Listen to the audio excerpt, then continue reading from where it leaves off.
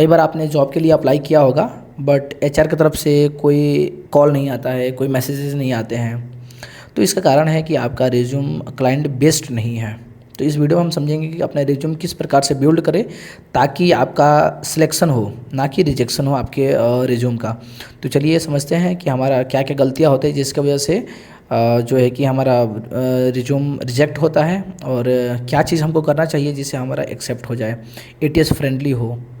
तो ये वीडियो थोड़ा लंबा होने वाला है, तो अंत तक देखिएगा ताकि आपको हर एक पॉइंट्स समझ में आ जाए। तो बेसिकली मैंने कुछ यहाँ पे पॉइंट्स ऐड किया हुआ है, इस सब पॉइंट्स को एक बार आप देख लीजिएगा। मैं सारे पॉइंट्स को एक बार मैं रीड करके बताता हूँ। लाइक यहाँ पे हमारा जो रिज्यूम होना चाहिए, हमेशा ध्यान रखिएगा एटीएस फ्रेंडली होना चाहिए। एटीएस फ्रेंडली का मतलब है कि क्लाइंट बेस्ड होना चाहिए। जब भी आप रिज्यूम भेजते हो तो मान चलिए 1000 लोग भेजे, उसमें से 1000 लोगों में से 5 रिज्यूम उसको लाइक शॉर्टलिस्ट करना है। तो यदि कोई एचआर बैठ जाए उसको शॉर्टलिस्ट करने के लिए तो बहुत मुश्किल हो जाएगा, 1000 शॉर्टलिस्ट करने में बहुत समय लग जाएगा। तो कंपनी करता क्या चीज़ है, एटीएस एक सॉफ्टवेयर लाता है और उससे क्या करता है, शॉर्टलिस्ट करवाता है। तो हमको क्या क्या चीज़ ध्यान रखना चाहिए यदि हम रिज्यूम बनाते हैं। तो सबसे पहले हमारा प्रोफेशनल हेडिंग होना चाहिए, ठीक है।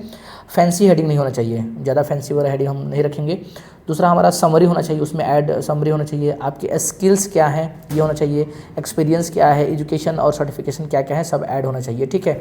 और क्या नहीं होना चाहिए, तो फैंसी हेडिंग नहीं होना चाहिए। माई जर्नी, कई बार कैंडिडेट क्या करता है कि उसको लाइक फ़ोटो के फॉर्म में देता है, तो फ़ोटो के फॉर्म में कभी अपलोड नहीं करना चाहिए किसी भी, यदि साइट के ऊपर उसको अपलोड कर रहे हैं तो ध्यान रखिएगा। आपको पीडीएफ फाइल में या फिर आपको एमएस एक्स वर्ड के फाइल में उसको अपलोड करना चाहिए ज़्यादातर, जैसे रिक्वायरमेंट हो लाइक क्लाइंट को, उसके हिसाब से आपको अपलोड करना चाहिए, ठीक है।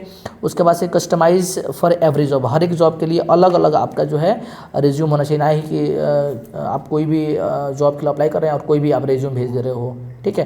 लाइक आपने सेल्स के लिए रिज्यूम सेम भेज रहे हो और वही एमआईएस के लिए सेम भेज दे रहे हो, तो ये चीज़ नहीं होना चाहिए, ठीक है।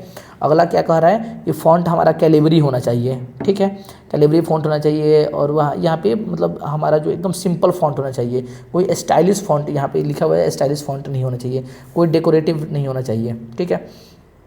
यदि लेकिन हाँ, ग्राफिक डिज़ाइन के लिए आप भेज रहे हो या फिर ग्राफिक्स मोशन के लिए भेज रहे हो तो उस केस में आप डेकोरेटिव भेज सकते हो, लेकिन उसके अलावा किसी और आप सेक्टर में भेज रहे हो तो उस केस में ध्यान रखना कि ये नहीं होना चाहिए, ठीक है। और यहाँ पे क्वांटिटी अचीवमेंट आपको उसमें ऐड करना है कि आपने कितने परसेंट, आपने जैसे सेल्स का आपने लाइक रिज्यूम भेज रहे हो तो उसमें आपने कितने परसेंट अचीव किया, लाइक 20% एक्स्ट्रा अचीव किया है, कितना परसेंट आपने अचीव इंक्रीज, आपने सेल्स को कितना परसेंट बढ़ा दिया है, ये चीज़ उसमें मेंशन करना, ठीक है। रिस्पॉन्सिबिलिटीज़ वगैरह थोड़ा सा कम ही लिखना तो यहाँ पे बेहतर रहेगा। यहाँ पे केवल रिस्पॉन्सिबिलिटी ना लिखे बिना मेजरमेंट अचीव किए, ठीक है, उसका अचीवमेंट भी शो करना होता है। सिंगल कॉलम यूज़ करें। आप लोग क्या करते हो कि मल्टीपल कॉलम्स के अंदर उसको बना देते हो, टेबल के अंदर बना देते हो, तो ये चीज़ें आपको नहीं करना है, ठीक है। सिंगल कॉलम यूज़ करो, ज़्यादा कॉम्प्लेक्स नहीं होना चाहिए, ठीक है, एकदम सिंपल होना चाहिए, ठीक है। ये पॉइंट मेरा हो गया। इसके बाद इंक्लूड रिलेवेंट स्किल्स, जैसे आप लाइक आप इलेक्ट्रिशियन के लिए डाल रहे हो तो आपके पास इलेक्ट्रिशियन वाली स्किल डालना है, ठीक है। और आउटडेटेड स्किल वगैरह मत ही डालो, लिस्ट बनाने से कोई फ़ायदा नहीं है, ठीक है। और यदि ना आपके पास कोई एक्सपीरियंस है तो यहाँ पे रिसेंट एक्सपीरियंस को ऊपर में लिखें, ठीक है, इसको लिखना है। आप रैंडम ऑर्डर में ना लिखें, जैसे लाइक आपने 2021 से लेकर 25 तक काम किया है तो 2021 के बाद 25 तक लिखे, ठीक है। और सबसे रिसेंट वाला है उसको ऊपर लिखे, मतलब कि आपने 25 के बाद जो जॉब कर रहे हो तो 25 के बाद वाले जॉब रिसेंट में लिख दो, और उसके बाद से लिख रहे हो तो उसके बाद में क्या लिखना कि 21 से लेकर 25 वाला जॉब लिख देना, ठीक है। कभी भी फाइल को यदि सेव कर रहे हो तो हमेशा ध्यान रखना सेव अपने नाम से और लास्ट में आकर के resume.pdf वगैरह ऐसे डालना है, ना कि लेटेस्ट फाइनल ऐसे करके आप डाल दे रहे हो, तो ये आपका गलत है। इस प्रकार से आपको नहीं यूज़ करना है, ठीक है।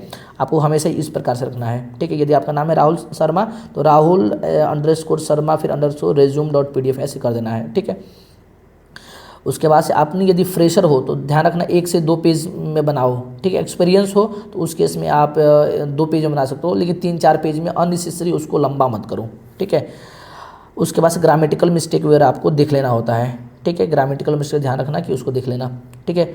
उसके बाद से हमारा जो ATS फ्रेंडली होना चाहिए, तो उसमें PDF यूज़ करो। यदि आपसे बोला जाता है डॉक्स फाइल में, तो डॉक्स फाइल में भेजो, ठीक है। उसके बाद से आप अपना कॉन्टेक्ट डिटेल हमेशा ऊपर में रखना है, ना कि आप नीचे में रख दो, ठीक है। ये चीज़ हमेशा ध्यान रखना है, ठीक है। अगला हमारा जो है होता है हमारा प्रोफेशनल ईमेल आईडी हो तो उसको रख लो, ठीक है। मतलब ईमेल आईडी भी आपको प्रोफेशनल रखना है, ये ना कि लाइक छपरी टाइप में आप रख दिए, तो ये सब टाइप में नहीं रखना है। एक अच्छा सा अपना ईमेल आईडी भी डालना है, ठीक है। देखो, this is the good format to create your resume. सबसे पहले आप अपने यहाँ पे नाम लिख लोगे, ठीक है।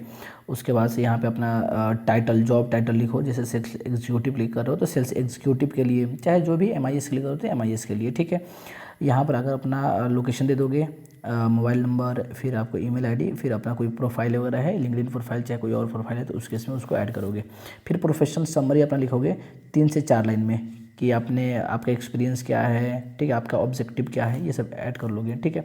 यहाँ पे जितने भी आपके स्किल्स आप सीखे हो तो उसको यहाँ पे ऐड कर लोगे, ठीक है। जैसे आपने एक्सेल सीखा है, आप मान चलो कि मार्केटिंग सीखा हो, तो ये सब चीज़ें यहाँ पे आकर के ऐड करोगे, ठीक है।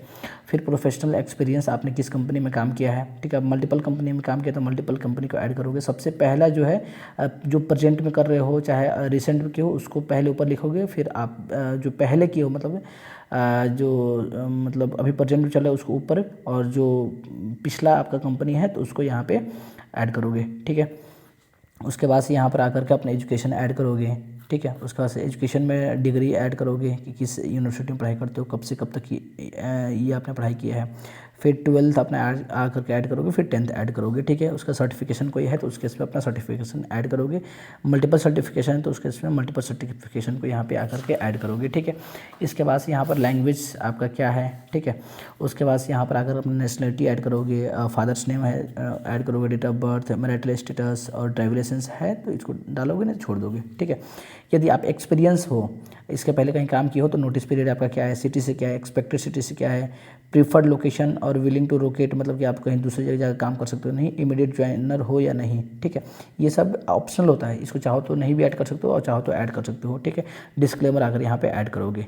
और इसका आपको PDF चाहिए तो उसके समय मुझे आप मैसेज कर दीजिएगा, मैं इसका PDF भेज दूँगा। सिर्फ अपना उसमें नाम वगैरह इसका फॉर्मेट में भेज दूँगा, इस पर अपना नाम वगैरह चेंज करके अपना रिज्यूम क्रिएट कर सकते हो।